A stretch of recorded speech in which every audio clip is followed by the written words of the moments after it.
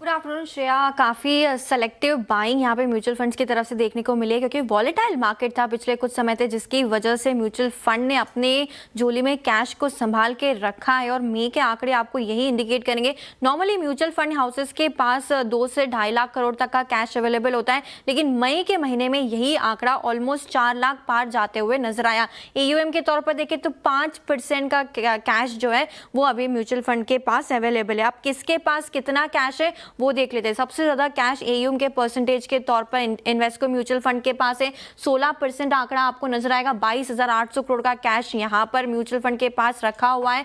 Axis mutual fund के पास 37,000 करोड़ से ज्यादा का कैश। परसेंटेज ऑफ एयूएम देखें तो 10% आपको नजर आएगा।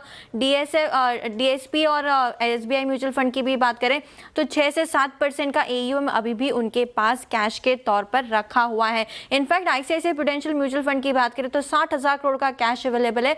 5% होता है ये आंकड़ा उनके टोटल एयूएम का। अब हम इस बार जब एमफी के आंकड़े आए थे तो इक्विटी निवेश हमने देखा था 40% कम आया था, लेकिन एसआईपी के आंकड़े तो बिल्कुल 30,000 के पार जाते हुए नजर आए थे। तो डेफिनेटली कैश का अमाउंट म्यूचुअल फंड के पास ज्यादा होना जायज था। अब इस महीने कहाँ खरीदारी हुई है, कहाँ बिकवाली हुई है, वो भी एक बार नजर डाल लेते हैं।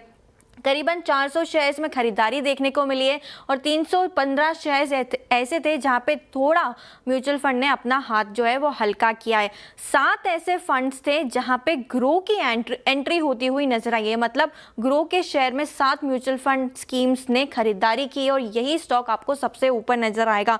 इसके अलावा 6 फंड्स ऐसे थे जहां पे अदानी एंटरप्राइजेस, गुजरात एनर्जी और साथ ही साथ सोना बीएलडब्ल्यू का जो ये तीनों जो कंपनीज है यहाँ पे खरीदारी देखने को मिली। 5 ऐसे फंड्स थे जहां पे जिन्होंने Bandhan Bank, Dixon InterGlobe Aviation, Oil India, TCS, Tata Motors और वरुण बेवरेज जैसे स्टॉक्स में फ्रेश खरीदारी यहां पर दिखी है।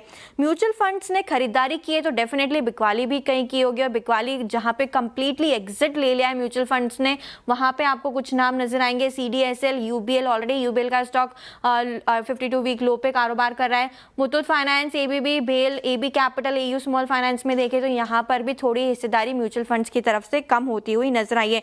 लेकिन फ्रेश एंट्री कुछ स्टॉक्स में जहाँ पे म्यूचुअल फंड्स ने की है, Coforge, Honasa, Premier Energies, Aditya Vision और हिताची एनर्जी देखें तो ये अब म्यूचुअल फंड्स को ज़्यादा पसंद आ रहे हैं। सिमिलरली लाइफ इंश्योरेंस कंपनी भी अपना जो इन्वेस्टमेंट होती है वो भी हर मंथली डिस्क्लोजर्स देती है, कहाँ पे उन्होंने खरीदारी की है, कहाँ पे उन्होंने बिकवाली की है। तो इस बार टॉपिक में आपको महिंद्रा एंड महिंद्रा और जीएमआर एयरपोर्ट नजर आएगा, और बिकवाली में सबसे ऊपर वरुण बेवरेज और साथ ही साथ एचडीएफसी बैंक दिखेगा। और इन दोनों स्टॉक्स में हमने कमजोरी भी आती हुई नजर आई है। पूरी तरह से जहाँ पे नई एंट्री लाइफ इंश्योरेंस कंपनीज ने लिए उसमें आपको कुछ इंटरेस्टिंग नाम नजर आएंगे और वो आपकी स्क्रीन पर भी दिखेंगे। ब्लैकबक, ऑटम इन्वेस्टमेंट, इनफैक्ट आज ऑटम इन्वेस्टमेंट डबल डिजिट के गेंस के साथ कारोबार भी कर रहा है।